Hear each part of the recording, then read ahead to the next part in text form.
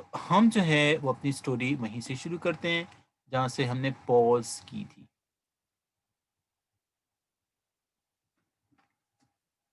तो SCID के मुतालिक हम पढ़ रहे थे जीन थेरेपी ऑफ SCID। और दरअसल ये कौन सी थेरेपी है? ये दरअसल हम सोमेटिक सेल थेरेपी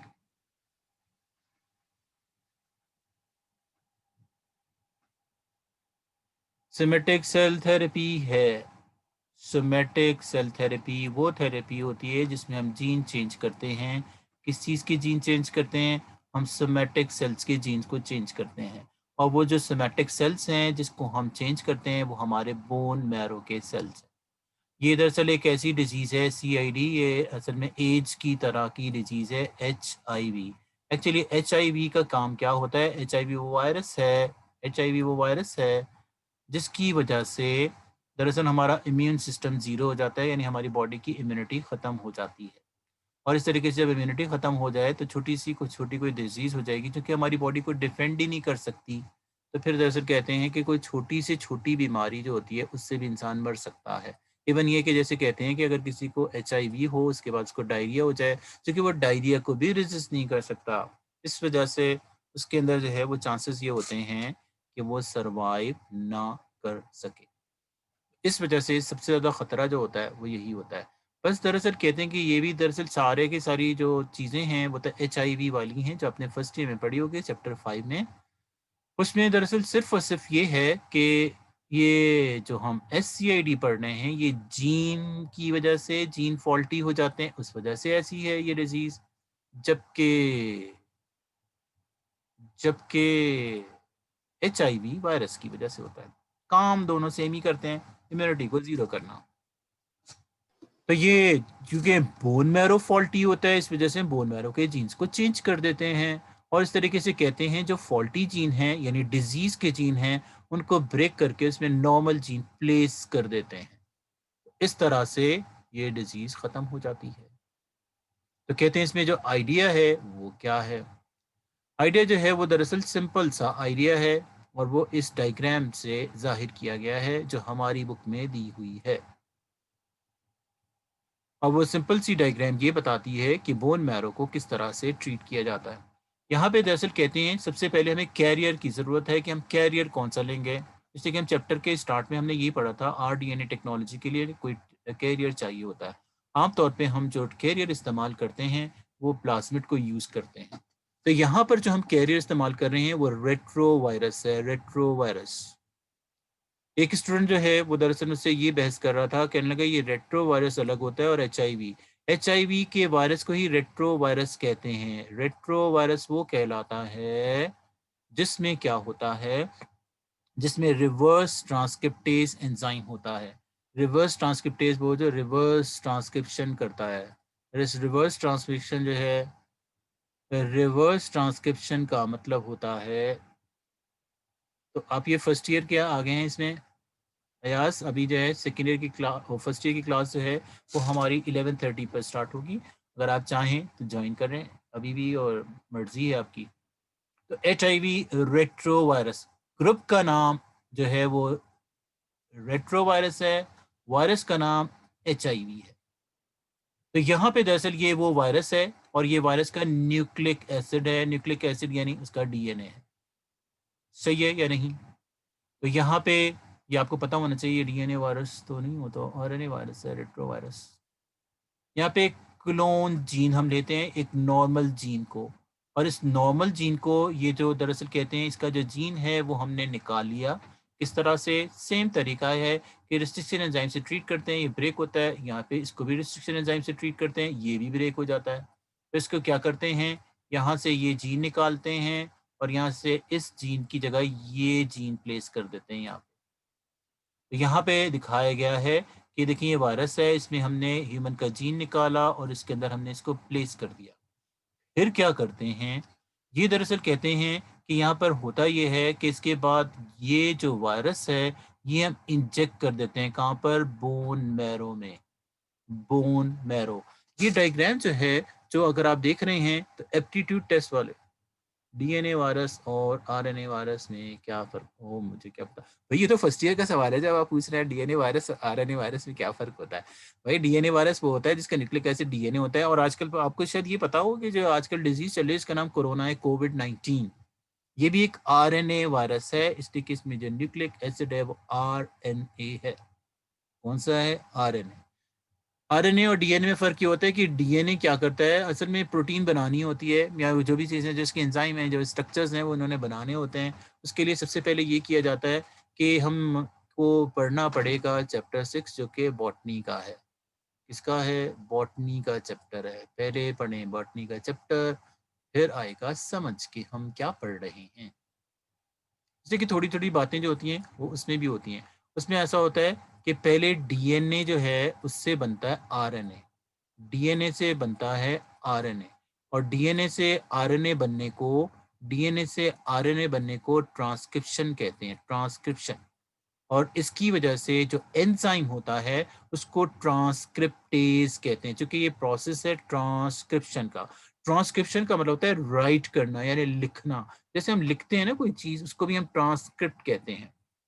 तो यहाँ पे लिखा जाता है, क्योंकि डीएनए से आरएनए को लिखा या बनाया जाता है, इसलिए हम इसे कहते हैं ट्रांसक्रिप्शन। और इसकी वजह से जो एंजाइम चाहिए होता है इसको हम कहते हैं ट्रांसक्रिप्टेज।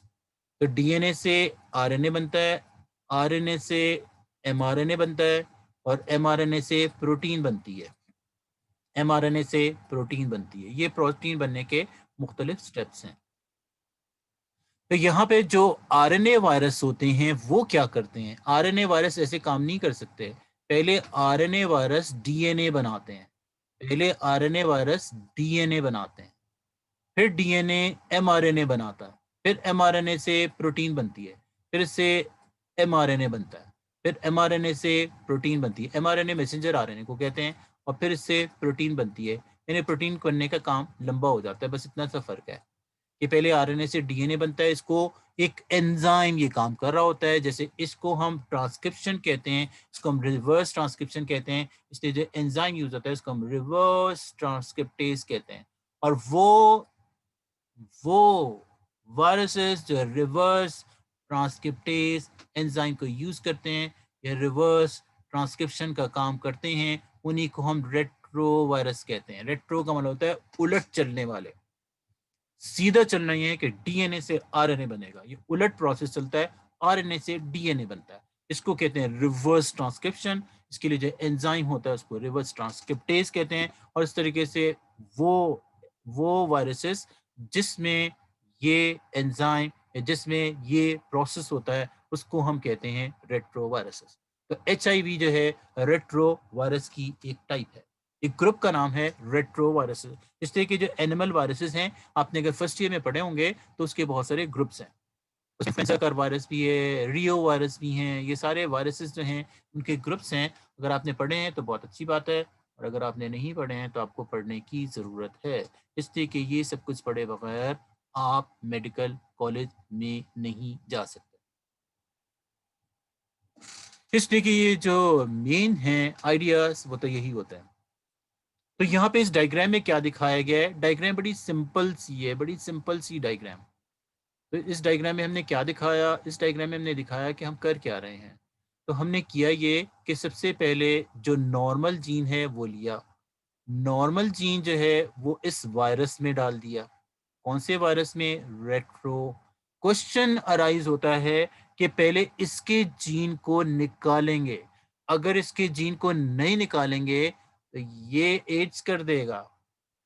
क्या कर देगा? एड्स। तो एड्स करने का जीन है वो पहले हम निकालते हैं, और निकालने के बाद इसको नॉर्मल जीन डाल देते हैं। किसमें? एचआईवी में। What is HIV? What is HIV? Virus है।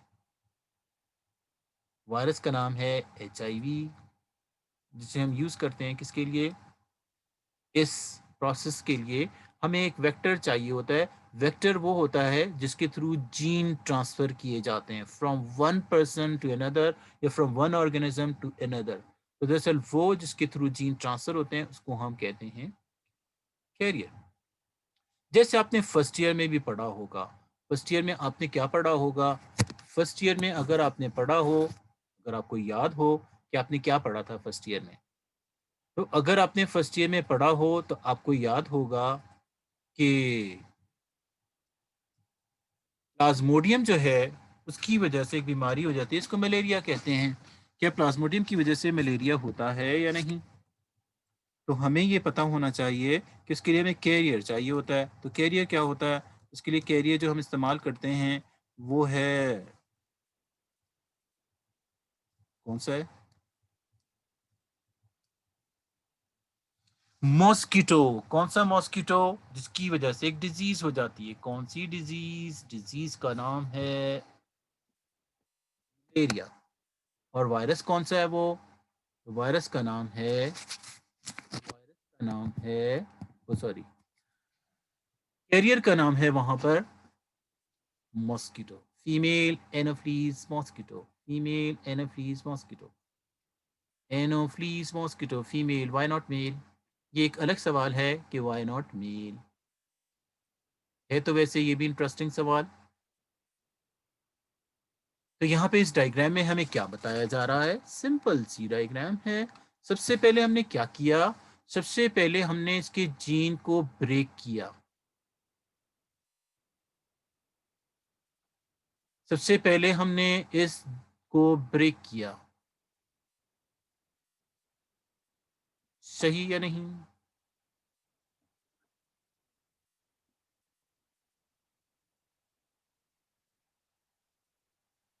तो यहाँ पे दरअसल सबसे पहले हम एक नॉर्मल जीन लेते हैं, वायरस के जीन को ब्रेक करते हैं और इसमें ये जीन प्लेस करते हैं। फिर इसके बाद इस वायरस को इंजेक्ट कर देते हैं बोन मैरो में। यहाँ पर जाकर वायरस सबसे पहले क्या करेगा? सबसे पहले वायरस ये करेगा कि जो जीन हैं उनको ब्रेक करेगा और अपने जीन प्लेस करेगा। जो जीन हैं, जो ह्यूमन के जीन हैं, उनको ब्रेक करेगा और अपने जीन प्लेस करेगा। तो यहाँ पे सवाल ये है कि वो जो जीन वो प्लेस करेगा वो उसका अपना जीन नहीं है, वो वही जीन है जो हमने उसको चेंज करवाया था। तो सबसे पहले ये वो जीन है। तो इसमें जब ये जीन इसके जीन को ब्रेक करेगा, यानी ह्यूमन के जीन को ब्रेक करेगा, तो इसके अंदर सारे इसके जीन ब्रेक हो जाएंगे। इसमें जो फॉल्टी जीन है वो भी चला जाएगा। और इसके बाद क्या होगा? इसके बाद ये अपने जीन को प्लेस करता है। पहले उसके डीएनए को, होस्ट के डीएनए को ब्रेक करता है और अपने डीएनए को प्लेस करता है। तो यहाँ पर भी ऐसे ही होगा कि जीन को ये ब्रेक करेगा और अपने जीन प्लेस करेगा। तो ये जीन जो प्लेस करेगा वो इसका अपना जीन नहीं है, वो जीन है जो हमने दिया है, उसको हमने डाला था, हमने इंसर्ट किया था, हमने इंजेक्ट किया था। इस तरह से क्या होता है, इस बोन मैरो के सेल्स को नॉर्मल जीन मिल जाता है। और वो नॉर्मल जीन क्या होता है? वो फिर नॉर्मल जीन जो है इस डिजीज को खत्म कर देता है। इस तरह से जो SCID की डिजीज है वो इसमें खत्म हो जाती है। किसमें? इस पेशेंट। और इस तरीके से ये ट्रीटमेंट हो जाता है। तो सिंपल सा ट्रीटमेंट क्या करते हैं? सबसे पहले हम वायरस के जीन को निकालते हैं जो एड्स कॉज करता है, उसकी जगह अपना नॉर्मल जीन प्लेस करते हैं। फिर इस वायरस को इंजेक्ट करते हैं ह्यूमन के बोन मैरो में। ये जो तस्वीर आप देख रहे हैं, जो हाइपोडर्मल सिरिंज है जिसकी लंबी सी सुई होती है, ये दरअसल देखिए ये बोन मैरो के अंदर चली जाती है। आपको पता है कि ये एग्जाम में जो है, एग्जाम में ये डायग्राम आती है, और ये डायग्राम आती है कि ये कौन सी बोन बताई जा रही है। इसलिए कि अगर आप देखें ये पेल्विस बताया गया है, दिस इज पेल्विस। अगर आपने चैप्टर 2 पढ़ा है तो आपको पता होगा कि ये कौन सी बोन की बात की जा रही है।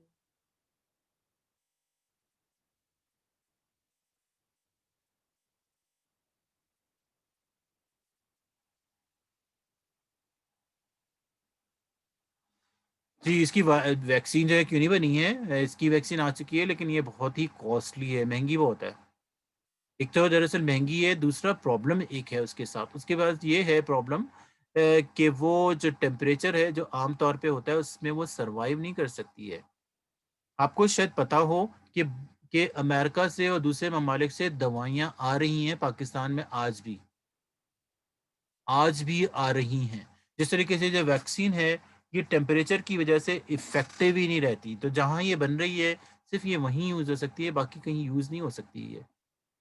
तो ये इसके साथ एक प्रॉब्लम है। शायद आपको होता है दवाइयाँ जो होती है ना कंटेनर्स में आती हैं, बड़े बड़े जो कंटेनर होते हैं, जैसे ट्रेलर होते हैं, उतने बड़े बड़े ट्रेलर में आती हैं, लेकिन यहाँ पे जो है अभी जब जब तहकीक की गई तो पता चला कि पाकिस्तान में जो दवाई पहुंच रही है उसको तो फ्रीज करके रखा ही नहीं जा रहा, इसलिए कि दरअसल वो वहां से ऑस्ट्रेलिया से कोई दवाई चली, वो फ्रीज करके यहाँ तक पहुंचनी चाहिए, फिर जब वो कराची पहुंच जाती है तो फिर उसको जो है वो किसी ना किसी स्टोर में जाना है, तो वहां पर भी उसमें फ्रीजर का सिस्टम होना चाहिए, तब तो दवा अपना काम करेगी, वरना दवा काम ही नहीं करेगी। इतनी महंगी दवाई जो आप इम्पोर्ट कर रहे हैं, बाहर से मंगवा रहे हैं, वो इफेक्टिव ही नहीं हो रही है।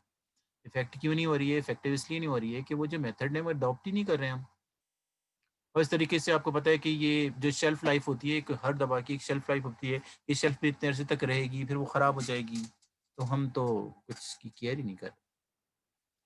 तो क्या आपको ये डायग्राम जो है वो समझ आई? ये वो डायग्राम है जो हमारी बुक में बनी हुई है। यस, इसके ट्रीटमेंट बहुत कॉस्टली है। यस, बहुत से लोग तो सर्वाइव ही नहीं करते। शायद आपको पता है कैंसर का जो ट्रीटमेंट है वो भी बहुत कॉस्टली होता है, यानी बहुत महंगा होता है। और उसके साथ प्रॉब्लम एक और भी है, वो ये है कि सारे लोग उस ट्रीटमेंट के बाद उसको सस्टेन ही नहीं कर सकते, इसलिए कि उसके अंदर सबसे पहले क्या करते हैं, उसके इसमें हमारे जो नॉर्मल सेल्स हैं उनको भी किल करना शुरू कर देते हैं। सिर्फ और सिर्फ ये है कि कोई पर्टिकुलर सेल्स किल नहीं होते। यहाँ पर भी ये कुछ इस टाइप की चीज़ें हैं जो हर हर चीज़ हर एक को सूट नहीं कर रही है। ये कुछ प्रॉब्लम ऐसी भी है। ये जो जर्नल है वो नहीं है, तो इसलिए कि इतनी महंगी, इसलिए दवाइयाँ महंगी है कि सारे लोगों को ये नहीं है। जो कोरोना की जो वैक्सीन है ना वो कंपैरेटिवली सस्ती है, और सस्ती इसलिए कि बहुत उसके जो कंज्यूमर्स हैं वो बहुत ज़्यादा होंगे। कंज्यूमर ज़्यादा होंगे यानी तकरीबन पूरी दुनिया को ही लगाई जाएगी, या हमारे मुल्क में जो है वो तकरीबन 80% या 60, अगर हम 80 या 40% भी लोगों को लगाएं तो उसका कंजम्पशन कितना ज़्यादा, कितना यूज़ होगा, इसलिए वो चीज़ सस्ती हो जाती है। जो भी चीज़ होती है वो सस्ती उस वक़्त हो जाती है जब उसका कंज़म्पशन ज़्यादा होगा। अगर कोई दवाई है, जिस तरीके से आपको पता है जैसे मलेरिया की जो दवाई है, आजकल इतनी महँगी हो गई है, ये इतनी सस्ती थी पहले कि ₹10 जो है उसके अंदर पहले वो एक पैकेट आया करता था उसका। अब जो है वो एक स्ट्रिप भी ₹10 की नहीं आ रही है। क्यों? ये इस तरीके से जो मास्क हैं आजकल इतने महँगे हो गए हैं। पहले ज़माने में तो लोग जो है वो सिर्फ़ और सिर्फ़ जो मतलब ये फ्यूम्स वग़ैरह पे काम करते थे या कचरे वग़ैरह पे काम करते थे, वो सिर्फ़ वही इस्तेमाल करते थे, और तो जनरल कोई पब्लिक उसको यूज़ ही नहीं करती थी। तो कहने की बात ये है कि सबसे पहले क्या करते हैं, हम दरअसल जीन को चेंज करते हैं और इस तरीके से इस वायरस को इंजेक्ट कर देते हैं, इसका नाम रेट्रो वायरस है। ये जो है वो रीज़न में पूछा जाएगा, क्या इस रेट्रो वायरस से क्या इस इस पेशेंट को एड्स होगा? इसलिए कि एड्स का वायरस है जो हम इसमें इंजेक्ट कर रहे हैं। तो आंसर है नहीं, इसलिए कि एड्स कॉज़ करने वाला जीन हमने इसमें से निकाल लिया है। और इसके अंदर हमने नॉर्मल जीन एंटर कर दिया है। इसको हम एग्ज़ाम में पूछा जाता है कि why treatment of SCID is known as somatic cell therapy. इसको सोमैटिक सेल्स क्यों कहते हैं? इसलिए कि दरअसल ये बॉडी सेल्स, ये सोमैटिक सेल्स का हम ट्रीटमेंट कर रहे हैं, और बॉडी सेल्स हैं बोन मैरो के सेल। ये जो बोन मैरो है इसके साथ प्रॉब्लम है तो हम इसको सही कर देते हैं। कहते हैं कि ये क्यों इफ़ेक्टिव नहीं है? ये इफ़ेक्टिव इसलिए नहीं है कि इस पेशेंट में जिसमें ये डिज़ीज़ है उसमें तो वो क्योर हो जाएगी। वो सही हो जाएगा। इसलिए कि उसको नॉर्मल जीन मिल गया है, इस वज़ह से उसमें नॉर्मल फंक्शंस होने लगेंगे। लेकिन प्रॉब्लम ये है कि इसकी जो औलादें हैं, ये जो इसकी नेक्स्ट जनरेशन है, ये इनहेरिट नहीं करेगा। इसलिए कि हमने जीन जो हैं, वो सेक्स सेल्स में चेंज नहीं किए हैं। इसलिए हम इसको सोमैटिक सेल थेरेपी कहते हैं। तो कभी-कभी एग्ज़ाम में मुश्किल सवाल पूछते हैं कि what is the limitation of somatic cell therapy? ये जो सोमैटिक सेल थेरेपी है इसकी लिमिटेशन क्या है? इसकी लिमिटेशन ये है कि ये इफ़ेक्टिव है सिर्फ़ और सिर्फ़ उस पर्टिकुलर शख्स में जिसको ट्रीट किया गया है, और जो बाकी हैं उसमें ये इफ़ेक्टिव नहीं है, इसलिए कि नेक्स्ट जनरेशन में ये ट्रांसफ़र होगी। तो हम इसे नेक्स्ट जनरेशन में ट्रांसफ़र होने से नहीं रोक रहे हैं। ठीक है या नहीं? अब दरअसल अगर हम पढ़ते हैं कि डिजीज़ क्या है, व्हाट इज़ दिस डिजीज़? तो यहाँ पे दरअसल कहते हैं कि अगर इस डिजीज़ को पढ़ने के लिए सबसे अच्छी बात ये है कि हमें ये सोमैटिक सेल थेरेपी के मुतालिक पढ़ना चाहिए। What is somatic cell therapy. कभी कभी एग्जाम में आते हैं कि give a gene therapy of a somatic और अ सोमेटिक सेल थेरेपी। तो अगर ये जीन थेरेपी किसी सोमेटिक सेल में कोई हम चेंज कर रहे हैं तो हम इसे सोमेटिक सेल थेरेपी कहते हैं। कभी कभी मुश्किल नाम के साथ आता है कि what is CID, what is treatment. बच्चे कहते हैं ये CID कहाँ से आ गया भाई, SCID कहते हैं, भाई CID तो पढ़ा है, ये SCID कहाँ से आ गया। अगर किसी ने पढ़ा होगा तो उसे पता होगा, नहीं पढ़ा होगा तो उसको नहीं पता होगा। तो SCID क्या चीज़ है? SCID से बना है severe immuno deficiency disease. Severe का मतलब होता है शदीद, इम्यूनो का मतलब होता है इम्यूनिटी की, डेफिशिएंसी यानी कमी, डिजीज ये वो डिजीज जिसमें इम्यूनिटी फेल हो जाती है, इम्यूनिटी। और इस तरीके से इम्यूनिटी फेल होने की वजह से वो सही काम नहीं कर रही होती। तो यहाँ पे लिखा है उसमें क्या होता है, अ पर्सन जिसको ये बीमारी होती है उसके सिम्टम्स ये हैं, अ पर्सन उसका जो इम्यून सिस्टम है बहुत वीक होता है, कैन नॉट रेजिस्ट इन्फेक्शन, वो छोटे छोटे इन्फेक्शन पर भी रेजिस्ट नहीं कर सकता। जैसे कि नमूनिया है या इन्फ्लुएंजा, इन्फ्लुएंजा वही होता है इसको हम आजकल फ्लू कहते हैं, फ्लू से भी वो नहीं बच सकता। फाइनली क्या होता है, वो मर जाता है, इसलिए कि उसकी इम्यूनिटी, इसका डिफेंस सिस्टम बिल्कुल फेल हो चुका होता है। क्यों? इसलिए कि बोन मैरो जो है, बोन मैरो उसको एक एंजाइम चाहिए बी सेल बनाने के लिए। असल में इम्यूनिटी के जो सेल होते हैं बी सेल, वो बनाने के लिए एक एंजाइम चाहिए, उसका नाम है ADA। ADA। एक स्टूडेंट से मैंने पूछा ADA क्या होता है, उसने कहा एयरपोर्ट डेवलपमेंट अथॉरिटी। मैंने कहा ये नहीं है भाई, ये बायोलॉजी का पूछा जा रहा है। मैंने कहा फिर मुझे नहीं पता। ADA adenosine deaminase, adenosine deaminase. बहुत से लोग इसको डी एमिनेज कहते हैं, बहुत से लोग इसको डी अमाइनेज कहते हैं। ये दरअसल कहते हैं कि बी सेल और टी सेल जो कि WBC में हमारे लिए क्या कॉज करते हैं, इम्यूनिटी क्रिएट करते हैं, उन सेल्स को जरूरत है ADA एंजाइम की। एंजाइम कैसे बनते हैं? एंजाइम जीन से बनते हैं, जीन चाहिए, जीन। जीन होंगे तो एंजाइम बनेगा, एंजाइम होगा तो बी सेल बनेंगे, बी सेल बनेंगे तो बी सेल बनेंगे तो इम्यूनिटी होगी। और अगर ये सब कुछ नहीं होगा तो फिर ये सब कुछ सही भी नहीं होगा। तो दरअसल कहते हैं कि इसका ट्रीटमेंट क्या है, इसका ट्रीटमेंट सोमेटिक सेल थेरेपी है कि हम सोमेटिक सेल को चेंज कर देते हैं। तो दरअसल कहते हैं इसके अंदर जो है ये 6 जो हैं वो स्टेप्स हैं। पहला रिमूवल ऑफ डिफेक्टिव सेल्स। जो डिफेक्टिव सेल्स होते हैं उनको हम निकालते हैं, और डिफेक्टिव सेल्स हैं कौन से? बोन मैरो के सेल्स हैं।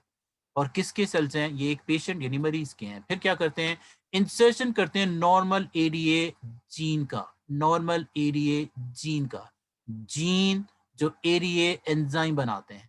फिर दरअसल कहते हैं इन्फेक्टेड शख्स के बोन मैरो में इनको एंटर करते हैं, कैसे? एक कैरियर के जरिए। कैरियर कौन है? रेट्रोवायरस। तो दरअसल इसमें कैरियर है रेट्रोवायरस। ये रेट्रोवायरस जो इसमें हमने नॉर्मल जीन को इंसर्ट कर दिया, इंसर्ट का मतलब पुट कर दिया, फिट कर दिया, फिक्स कर दिया, फिर कर रिटर्न करते हैं इस ट्रांसजेनिक। आपको पता है ऐसे वायरस जिसके जीन को चेंज किया जाए, ये वो रेट्रो वायरस है जिसके जीन को हमने चेंज किया है, इसलिए इसे कहते हैं ट्रांसजेनिक वायरस। ट्रांसजेनिक, ट्रांस का मतलब होता है चेंज होने वाला, जिसमें जेनिक का मतलब होता है जीन। तो जैसे कहते हैं इस ट्रांसजेनिक वायरस को बोन मैरो में एंटर करते हैं पेशेंट के, उसके बोन मैरो में एंटर करते हैं एक सिरिंज के जरिए। फिर क्या होता है कि जो नॉर्मल जीन है वो प्लेस हो जाता है ADA का, किस में? पेशेंट में। और इस तरीके से पेशेंट जो है वो नॉर्मल लाइफ स्पेंड करता है। नॉर्मल लाइफ का मतलब है नॉर्मल इम्यूनिटी के साथ। और इसी तरीके से लेकिन जो सेक्स सेल्स हैं उसके वो डिफेक्टेड ही रहते हैं। ये भी कभी कभी रीजन पूछा जाता है कि why the sex cell. Sex cell का मतलब होता है वो सेल जो गेमीट हैं। गेमीट हैं क्या मतलब होता है? जो मेल गेमीट है उसको स्पर्म कहते हैं, जो फीमेल गेमीट है उसको ओवम कहते हैं। वो cell they will remain remain defective. उसके जो सेल्स हैं, चूंकि हमने जीन चेंज किए हैं सोमेटिक सेल्स में, हमने जीन स्पर्म के चेंज नहीं किए, हमने जीन ओवम के चेंज नहीं किए, यानी हमने गेमीट के जीन चेंज नहीं किए, यानी हमने सेक्स सेल चेंज नहीं किए। तो दरअसल कहते हैं कि उसकी जो प्रोजनी होगी, प्रोजनी का मतलब होता है उसके जो चिल्ड्रन होंगे या वो इनहेरिट नहीं करेगा इन जीन्स को। नॉर्मल जीन उसके तो चेंज हो गए लेकिन वो इन जीन को इनहेरिट नहीं करेगा। इनहेरिट का मतलब होता है that won't transfer to the next generation, that won't transfer to the next generation. उसकी नेक्स्ट जनरेशन में ट्रांसफर नहीं होगी, यानी उसकी नेक्स्ट जनरेशन में, यानी जो उसके अपनी औलादें हैं, उसके जो अपने बच्चे हैं, उनको ये बीमारी रहेगी।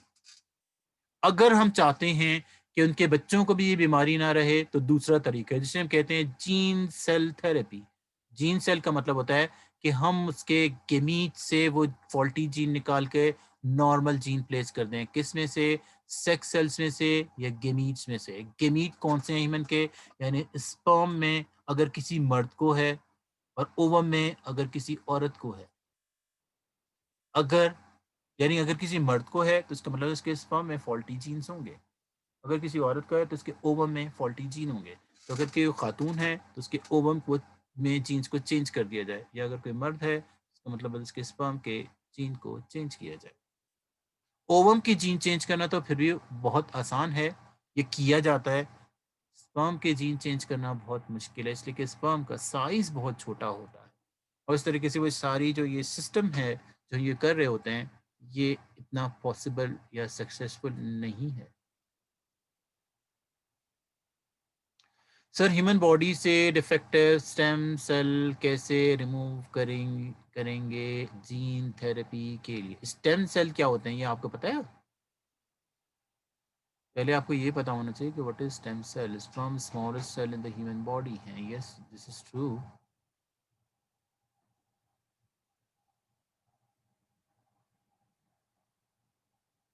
आपने इसके लिए लिख दिया यस। व्हाट इज यस, बस what is this yes for?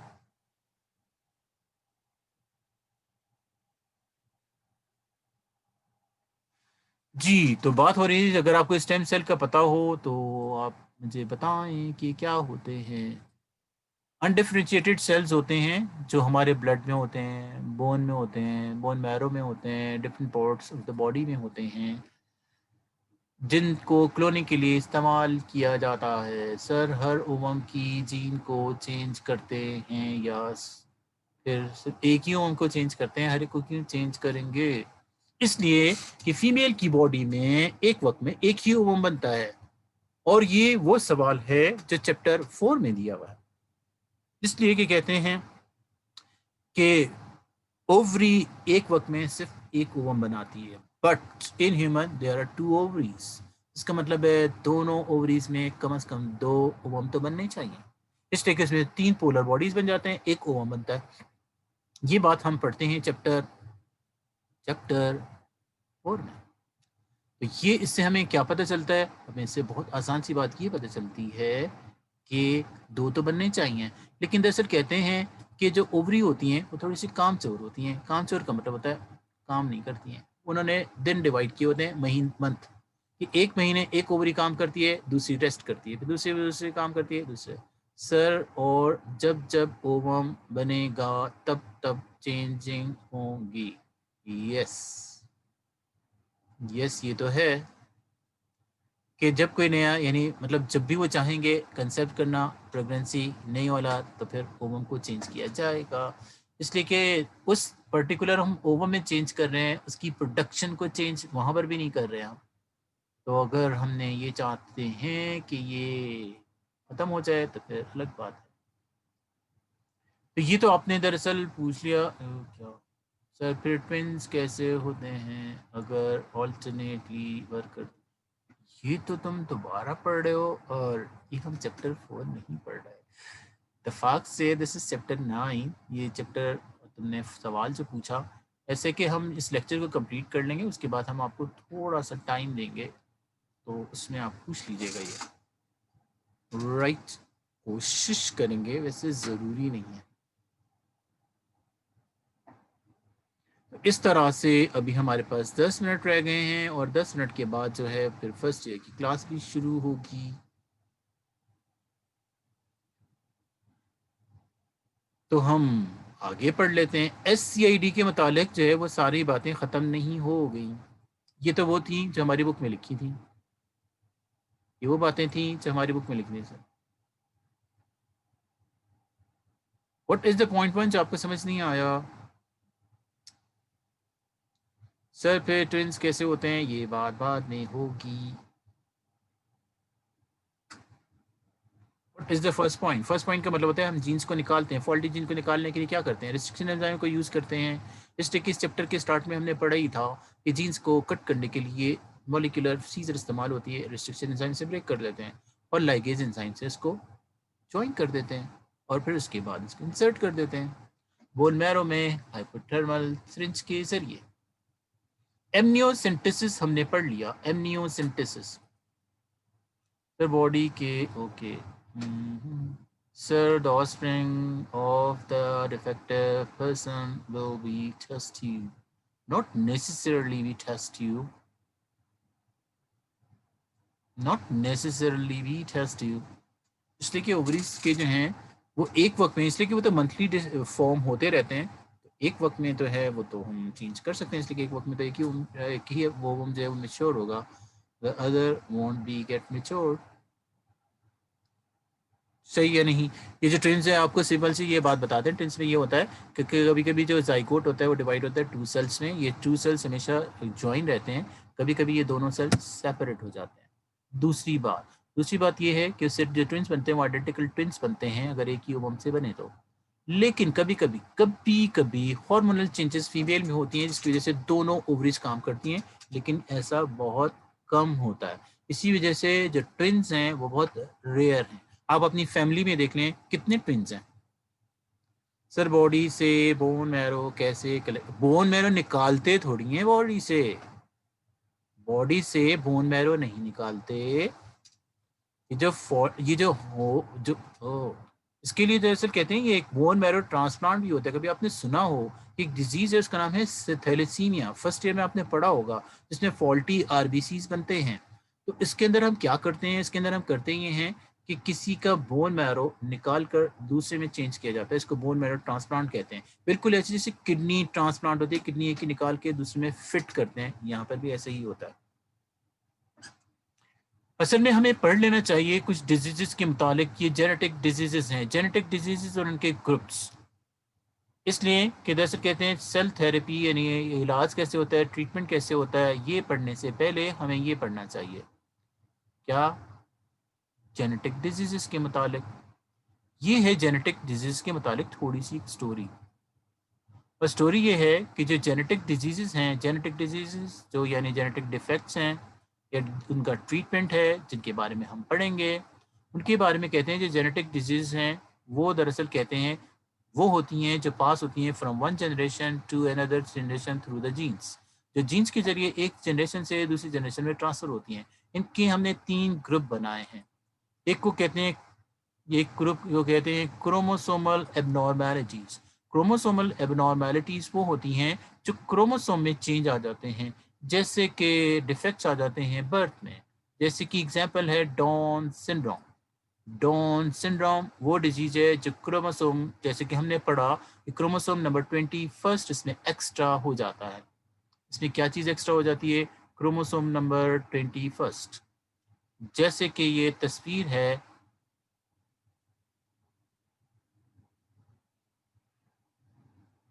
Chromosomal defect की, जो मैंने आपको दिखाई थी। डाउन सिंड्रोम में दरअसल कुछ मेंटल डिसेबिलिटीज होती हैं जो कि क्रिएट होती हैं। ये है डाउन सिंड्रोम की तस्वीर।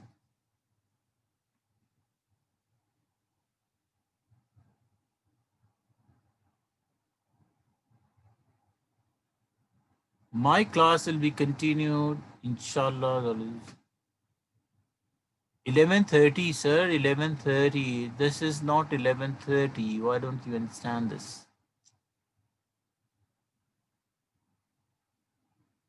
सर कल ये कहाँ था जी, 11:30 पे फर्स्ट ईयर शुरू होगी, अभी 11:23 हुए हैं, थोड़ा सा टाइम बाकी रह गया है इस सेकेंड ईयर की क्लास को कंप्लीट होने में।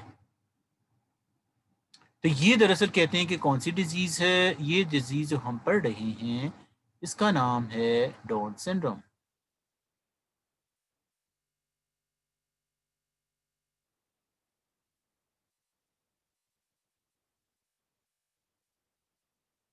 इलेवन की क्लास स्टार्ट होगी 11:30 पे, अभी सेकेंड ईयर की हो रही है, ये कहा मैंने। तो दरअसल कहते हैं कि देखिए ये बॉय है, इसकी आंखें अगर आप देखें इसमें आंखों में चेंज आता है, तो ये आंखें ऐसी आंखें हो जाती हैं जैसे मंगोल्स की आंखें हैं।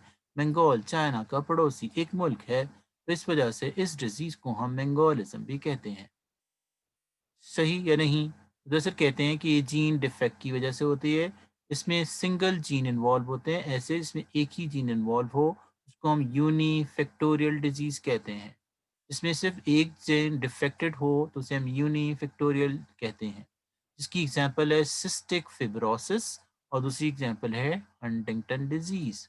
ये हम कल पढ़ेंगे दोनों डिजीज कि सिस्टिक फिब्रोसिस क्या है और इसमें क्या होता है, और हंटिंगटन डिजीज क्या है और इसमें क्या होता है। तो पहले हम जो है पढ़ते हैं, दरअसल हमारी बुक है और पेज नंबर है 178 और चैप्टर है 7 और ये बॉटनी का चैप्टर है। इसमें डाउन सिंड्रोम के मुतालिक लिखा हुआ है और डाउन सिंड्रोम की तस्वीरें जो हैं वो मैंने आपको दिखाई ताकि आपको थोड़ा सा आइडिया हो जाए और बहुत सारी चीज़ें आपके माइंड में रिफ्रेश हो जाएं। सर रेट्रोवायरस को फीमर वो इंसर्ट वो फीमेल में ही किया जा रहा है। तस्वीर जो थी वो यही थी, आपको अब ये चलिए अच्छा वो आपको याद आ गया वो सवाल का जवाब। तो मैंने आपको ये बताया कि डाउन सिंड्रोम को मेंगोलिज्म भी कहते हैं, इसलिए कि इसमें मेंगोल्स की शक्ल जैसे फीचर्स आ जाते हैं। इसमें दरअसल कहते हैं कि ह्यूमन में क्रोमोसोम नंबर 21 एक्स्ट्रा हो जाता है, इसकी वजह से फिजिकल और मेंटल रिटार्डेशन होती है। दरअसल कहते हैं कि ऐसे लोग जो होते हैं वो मेंटली रिटार्डेड होते हैं। मेंटली रिटार्डेड का मतलब होता है इनका ब्रेन प्रॉपर फंक्शन नहीं करता, और बाज़ औक़ात ये सेक्सुअली इमेच्योर भी होते हैं, यानी इनकी औलादें नहीं होती हैं, सेक्सुअली इमेच्योर नहीं होते। तो ये दरअसल कौन सी डिजीज़ है? ये क्रोमोसोमल डिफेक्ट है, क्रोमोसोमल एब्नॉर्मैलिटीज़, ये क्रोमोसोमल डिफेक्ट्स। उन्हीं को हम कहते हैं जो क्रोमोसोम में चेंज आ जाती है। जैसे क्रोमोसोम नंबर 21 में चेंज आ जाता है, और मैंने इसका रीज़न बताया कि 21 इसलिए एक्स्ट्रा हो जाता है कि ये ह्यूमन का सबसे स्मॉलेस्ट क्रोमोसोम है। तो जेनेटिक डिजीज़ेज़ जो होती हैं वो जो जीन्स की वजह से होती हैं उनको हमने 3 कैटेगरीज़ में डिवाइड किया है। पहले को हम कहते हैं क्रोमोसोमल एब्नॉर्मैलिटीज़, यानी वो एब्नॉर्मैलिटीज़ जो क्रोमोसोम में आती हैं। ये है फर्स्ट कैटेगरी, और जिसकी एग्ज़ाम्पल जो है वो डाउन सिंड्रोम है। ये इसका नाम डाउन सिंड्रोम इसलिए है कि साइंटिस्ट था जिसने इसको डिस्कवर किया। जैसे एक स्टूडेंट ने कहा कि क्या इसको ये डिजीज़ होगी? अगर उसको ये डिजीज़ होती, तो उसमें ये कंडीशन होती, तो फिर उसको वो जो है वो मेंटली रिटार्डेड होता, और मेंटली रिटार्डेड का मतलब होता है he won't be a scientist. Sex chromosome तो परफेक्ट हैं, तो फिर सेक्सुअल इमेच्योर क्यों होते हैं? वो हैं तो, लेकिन इसमें एक एक्स्ट्रा क्रोमोसोम भी होता है। एक्स्ट्रा क्रोमोसोम जो होता है जब स्पिंडल पर आ रहा होता है, आपको पता है कि स्पिंडल पर जब वो आते हैं तो उसका वो पेयर की शक्ल में होते हैं जब मियोसिस होती है। अगर आपने पढ़ा हो चैप्टर 7 में जिसमें ये सारी बातें की गई हैं, ये चैप्टर 7 है एक्चुअली। और वो चैप्टर 7 जो है वो ज़ूलॉजी का नहीं है, that is the chapter of botany. तो अगर आप ये पढ़ेंगे तो आपको ये पता होगा कि मियोसिस में क्रोमोसोम्स होते हैं वो स्पिंडल फाइबर पर आते हैं पेयर की शक्ल में। पेयर होता है हमेशा क्रोमोसोम्स का। इसमें इधर से कहते हैं सबके पेयर तो बन जाते हैं, लेकिन 21 जो होता है वो एक्स्ट्रा होता है, वो अनपेयर। ये कभी-कभी जो है वो इस स्पंडल को डिस्टर्ब करता है और जिसकी वजह से नॉर्मल डिवीजन नहीं होती। सही या नहीं? और इसके नतीजे में क्या होता है? इसके नतीजे में ये कंडीशन डेवलप हो जाती है। तो इधर से कहते हैं जो जेनेटिक डिजीज़ेज़ हैं, उनकी हम ग्रुप्स पढ़ रहे थे सेकंड ईयर के स्टूडेंट के लिए। और ये क्या थे? ये दरअसल थे, सबसे पहला जो ग्रुप है, उसको हम कहते हैं क्रोमोसोमल डिफेक्ट, जो क्रोमोसोम में चेंजेस डेवलप हो जाती हैं। और भी 2 हैं, यूनिफैक्टोरियल और मल्टीफैक्टोरियल, जो हम कल की क्लास में